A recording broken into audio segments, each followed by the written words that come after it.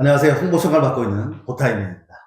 오늘은 아마 화면 보시면 이미 눈치채셨을 거예요. 뭔가 손님이 나오셨구나. 라는 걸 눈치채셨을 텐데, 제가 오늘은 세금에 대한 얘기를 좀 할 겁니다. 사실 이 세금이라는 게요, 딱 들었을 때 막 기분이 좋을 수도 있지만 또 좋지 않을 수도 있겠죠. 사람에 따라서. 근데 이 세금의 특징이란 게 있는데, 제가 분석을 해보니까 돈을 벌 때도 세금을 내고요.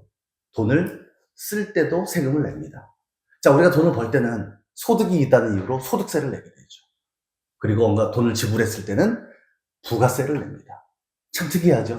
돈을 벌 때도 내고 쓸 때도 내기 때문에. 그래서 이 세금은 누구에게나 다 따라다니는 것 같아요. 근데 이 부동산은 더 특히 금액과 가치가 크다 보니까 이 세금도 굉장히 커요. 그 얘기는 굉장히 중요하다는 얘기죠. 그렇기 때문에 더 전문가의 도움이 필요하지 않을까요? 특히 이제 올 하반기에 7월 말 이후로 하반기에는 또 세제 개편안이 있다고 합니다. 그리고 또 뭐 여러분들이 올해 26년에 또 다양하게 변화되는 어떤 그런 세법과 관련해서 아마 궁금한 것들이 많으실 거예요. 그래서 오늘은 제가 몇 가지만 준비했지만 혹시 더 궁금한 것들이 있다면 댓글을 통해서 문의하실 수가 있겠고요. 어쨌든 오늘 전문가분을 모셨는데요. 사실 세무사분들이 1년 내내 물론 바쁘시긴 하지만 특히 1월, 3월, 5월 이 세 달에 굉장히 바쁜데 오이 3월 달에 바쁘신데도 불구하고 기꺼이 오늘 시간 내주셨습니다. 너무 감사드리고요. 반갑습니다. 세무사님. 반갑습니다. 네. 예. 세무사님 개인적으로 네. 어떤 소개 혹은 경력 포함해서 간단하게 소개 부탁드리겠습니다. 반갑습니다. 저는 현재 안세회계법인에서 근무하고 있는 김상후라고 하고요. 2009년에 입사를 해서 현재 지금까지 17년 동안 계속 여기 안세회계법인에서 근무를 하고 있습니다. 현재 기업들, 법인들, 그리고 개인 사업자들, 세무기장, 그 다음에 조정 이런 것들을 주로 하고 있고요. 그 다음에 부동산, 양도, 그 다음에 상속, 증여 관련해서도 상담, 그 다음에 신고 업무를 맡아서 하고 있습니다. 와, 대단히 오래 하셨네요. 하다 보니 그렇게 됐습니다. 다양한 부분에 거의 뭐 돈과 관련된 다 세금이 있기 때문에 모든 면에 다 어떻게 보면 일을 하셨다고 보는데 와, 너무나 대단하신 것 같습니다. 과찬이십니다. 세무사 하면 이렇게 막 머리 아프고 숫자가 많이 나오다 보니까 일반인들은 사실 접근하기 굉장히 어렵거든요. 세무 쪽이 좀 그렇죠. 그래서 그렇다면 세무사님 또 궁금한 게 있는데 이건 제가 개인적으로 좀 궁금했습니다. 왜 세무사가 되시려고 하셨었는지 그리고 고객들을 이렇게 대할 때 어떤 마음으로 대하시는지 궁금합니다. 솔직히 저도 세무업종으로 뛰어들 줄 몰랐는데 저도 처음에는 이제 근로자로서 근무를 하면서 당연히 세무 쪽은 몰랐고 근로장려세제라든지 자녀세공제 이런 것들 받는 거에 대해서 하다 보니까 좀 공부를 해야 되겠다. 아는 거랑 모르는 건 차이가 있구나라고 생각을 해서 그때 당시에 세무사나 회계사님한테 여쭤보기도 했었는데 좀 답답했던 게 전문 용어를 일반인들은 잘 모르잖아요. 그렇죠. 근데 너무 전문 용어를 써서 설명을 하니까 귀에 안 박히는 거예요. 그 내용 자체가 좀 쉽게 풀었으면 좋겠는데 어떻게 좀 쉽게 풀어서 저는 또 직장 생활을 해봤기 때문에 그런 애로사항을 갖다가 뭔가 좀 제 나름대로 다른 직장인들을 위해 도움을 줬으면 좋겠다 이런 생각으로 처음에 이게 안세회계법인에서 근무를 하다가 지금 또 파트너장으로서 이 지위를 가지고 있는데 점점 하다 보니까 이분들, 특히 근로자분들, 개인 사업자분들 이분들을 위해서 좀 더 쉽게 그리고 좀 더 절세를 할 수 있는 방법들을 찾아주는 게 저한테는 이게 뭔가 좀 매력적인 직업이다 이런 생각이 들어가지고 이 업종에 뛰어들게 되었습니다. 정말 좋은 동기시네요. 너무 어렵고 막 불편해서 공부하다 보니까 이렇게 되신 거고 본인과 같은 마음으로 그런 겪고 있는 일반 서민들을 위해서 그렇게 17년 이상 또 열심히 하고 계신 모습에 참 대단하신 것 같습니다. 속스럽습니다. 그럼 이제 세무하면 사실 뭐 복잡하고 숫자 나오고 계산하기 힘들 것 같고 사실 일반 사람들 하면 세무하면 이렇게 좀 불편하게 생각을 하거든요. 자, 그럼 일반 분들이 이 세금에 대해서 어떤 걸 가장 좀 신경 써야 될까요? 보통 일반인들을 하면은 그 수입에서 주로 대다수를 차지하는 게 근로자들입니다. 그 다음이 이제 개인 사업자 하시는 분들인데요. 근로자분들 같은 경우에는 아시겠지만은 근로소득세라는 것을 납부를 합니다. 물론 급여를 받을 때 근로소득세를 추징을 하고 급여를 받지만요. 그리고 난 다음에 13월에 월급이라고 하죠. 연말정산을 통해서 추가로 더 납부를 하든가 아니면 환급을 받든가 하는데 근로자들은 연말정산을 어떻게 해서 최대한 환급을 얻고 최대한 덜 낼 수 있는가. 그게 가장 중요하고요. 맞아요. 개인 사업자 같은 경우에는 5월에 종합소득세를 신고를 하는데 이게 왜 중요하냐면 5월에 종합소득세 신고를 통해서 본인이 소득이 얼마냐, 이때 말하는 소득이 얼마냐면은 총 수익 금액에서 필요 경비를 뺀 걸 소득금액이라고 합니다. 세법에서는 음. 본인 소득금액이 얼마이냐에 따라서 대출이 얼마 나오냐도 결정이 되고요. 네. 건강보험료도 결정이 되고요. 국민연금도 결정이 되고요. 종합소득세 납부가 얼마이냐도 결정이 됩니다. 그렇기 때문에 그 소득금액을 어떻게 조절하느냐. 내가 대출 많이 받고 싶다. 종합소득세 좀 많이 내야 되는 거고, 나 대출이나 입찰은 필요 없다. 그럼 어떻게든 최대한 절세할 수 있는 방법. 이런 것들을 좀 연구를 해야 되는 거죠. 그럼 결국 이런, 어떻게 보면 좀 이런 것들에 대해서 예. 뭔가 도움이 필요할 때 결국 세무사님 같은 분들의 도움이 반드시 필요한 거잖아요. 개인이 뭐 일반인이 할 수 있는 게 아니잖아요. 일반인들 하기는 조금 힘들긴 합니다. 그렇죠. 예. 세무사님이 이렇게 오신다길래 제가 잠깐 이렇게 인터넷을 검색해 보니까 예. 대한민국의 이 어떤 그 연말정산이라고 할까요? 소득 예. 신고를 하는 인구가 2천만이 조금 예, 넘더라고요. 예, 뭐 맞습니다. 물론 그 인구가 다 100% 직장이라고 볼 수는 없겠지만 예. 대다수의 직장 연말정산을 하는 사람들이 13월에 급여 나 올해 얼마 돌려받을까? 예. 좀 더 많이 돌려받을 수 없을까? 예. 뭔가 이런 거에 대한 좀 그런 것들이 있거든요. 예, 예. 좀 더 연말정산 때 많이 돌려받을 수 있는 방법이 있을까요? 말씀드렸다시피 세금이라는 게 그 정부 정책과도 상당히 민감하고 그다음에 그 시류에 따라서 다 틀리기 때문에 그런 부분을 갖다가 좀 집중적으로 해서 세법만 변경이 됩니다.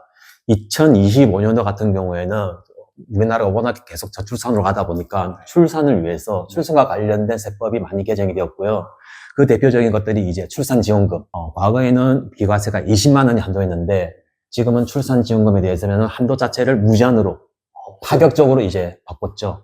예, 대신 이제 조건이 있습니다. 자녀 출생일로부터 2년 이내에 지급을 해야 되고요. 그 다음에 최대 2회 지급분까지 인정을 하고 있습니다. 그 다음에 회사에서도 당연히 출산지원금에 대해서는 얼마를 지급한다라는 회사 내규가 비치가 되어 있어야 되고요. 그런 조건이 된다고 하게 되면은 전액 비과세로 해서 출산지원금을 받을 수가 있고요. 당연히 출산을 장려하는 취지겠죠. 네. 예. 그 다음에 또 하나가 있는데 8세 이상의 자녀 같은 경우에는 자녀세액공제라는 게 있습니다. 예, 자녀세액공제는 첫째는 1인당 25만 원. 그 다음 둘째를 놓게 되면은 30만 원. 셋째 이후부터는 40만 원으로 상향이 되었습니다. 당연히 다자녀 가구들이 이전보다는 세금 부담을 조금 덜 부담을 느끼게끔 되어 있는 거죠. 예, 예. 매년 사실은 세법들이 뭐 변경되고 네. 세안이 나오고 하니까 매년 사실 검토가 좀 필요할 것 같아요. 네, 맞습니다. 네. 그 토지 관련해서 예, 예. 보통 이제 저희 채널 대부분이 다 토지에 관심들이 있으신 분들이니까 예. 토지를 보통 매수할 때 그 발생된 세금이 어떻게 되는지 궁금하다. 예, 예. 이런 질문들이 꽤 있거든요. 예, 예. 네, 한번 말씀 좀 부탁드리겠습니다. 토지를 매수할 때 내는 거는, 가장 중요한 건 취득세입니다. 취득세. 예, 취득세를 내는데, 일반 토지 같은 경우는 매매 가격의 4.6%, 그러니까 취득세가 4%고요. 그에 따른 이제 지방교육세가 0.4%, 그 다음에 농어촌 특별세가 0.2% 붙어가지고 총 4.6%에 대한 취득세를 내고 있고요. 만약에 농지이다. 농지라고 하는 거는 전, 답, 과수원, 그래도 농지라고 다 포함시키고 있는데, 네. 농지 같은 경우에는 3.4%의 세율을 취득세를 납부를 해야 합니다. 그리고 그 외에 이제 등기를 하잖아요. 등기를 할 때 뭐 인지세, 또 뭐 채권 매입 비용 이런 것들이 이제 부가적으로 붙게 됩니다. 네. 그럼 취득세와 또 그 외에 부대 비용들. 예, 예. 네. 알겠습니다. 이것도 네. 네, 중요한 것 같아요. 사실 요즘에 이제 언론에 보면 뭐 세금 관련해서 많이 예. 이슈가 되고 있고 시청자들한테 얘기 좀 한번 양도세에 대해서 한번 알려주시겠어요? 부동산이라고 하는 거는 뭐 토지, 그 다음에 토지에 부착된 건물하다 부동산이라고 하는데, 부동산을 양도를 할 때는 또 양도소득세라는 것을 냅니다. 양도소득세는 내가 6억을 벌었다고 해서 양도소득세를 내는 게 아니라, 내가 6억에 대해서 얼마의 이익을 내가 취했느냐에 따라서 양도소득세가 나오거든요. 예를 들어서 내가 1억에 사서 6억에 팔았다. 그러면 5억의 차이가 생긴 거잖아요. 네. 3억에 사서 6억에 팔았다. 그럼 3억의 차이잖아요. 근데 똑같이 6억에 팔았다고 해서 똑같은 세율이 가면 억울하기 때문에 그 이익에 따라서 양도세율을 하다 매기고 있고요. 그 양도세율 같은 경우에는 그 구간이 있습니다. 1,400만 원 이하 같은 경우는 세율이 6%이고요. 그 최고 이제 10억 원이 초과하게 되면은 45%의 양도세율을 부과를 하고 있습니다. 예. 아, 그렇군요. 예. 그럼 어쨌든 이익금에 대한 네. 내가 얼마에 샀느냐가 일단 중요할 것 같고요. 예, 예. 두 번째 또 얼마에 팔았느냐. 그래서 그렇죠. 어떤 이익금에 대한 예. 세금이다. 네, 맞습니다. 그렇게 보시면 될 것 같아요. 예, 예. 사실 뭐 제가 이거는 개인적인 질문인데요. 네. 사실 뭐 우리가 살아가다 보면 뭐 갑근세다, 종소세다, 개소세다, 예. 법인세다. 예, 예. 사실 세금이 굉장히 많잖아요. 예, 예. 네, 뭐 세정 코드도 굉장히 많은 것 같은데. 네, 맞습니다. 저희 이제 채널 시청자들 가운데서도 예. 아마 이런 세무 문제를 누구나 다 겪고 있으실 거예요. 뭐 그렇죠. 직장을 다니든 사업을 운영하시든 이거 둘 중에 하나이기 때문에 네. 다 세부 어떤 문제들에 다 이렇게 발생을 하시는데 이렇게 오늘 또 이렇게 저희 채널에 또 이렇게 네.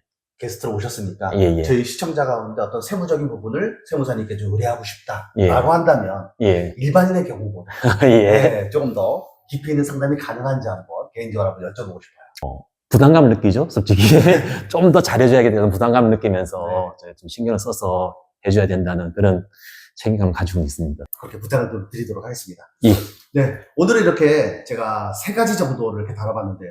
첫 번째는 이제 직장인들이 궁금해할 만한 연말정산에 대해서, 그리고 어떤 토지를 매수했을 때 또 어떤 그런 세금에 대해서, 그리고 또 양도했을 때 또 어떻게 되는지 이율이 이제 그런 것들 좀 자세하게 알아봤습니다.